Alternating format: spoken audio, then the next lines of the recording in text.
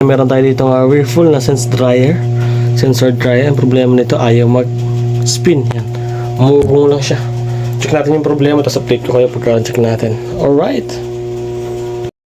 Yung problema yung unit ito. Medyo sobrang hirap lang gumalaw. Sobrang sikip ng bahay nila mo. Hindi naman masikip yung bahay. Masikip yung pwesto ng laundry area nila. Ito yung kanyang washing.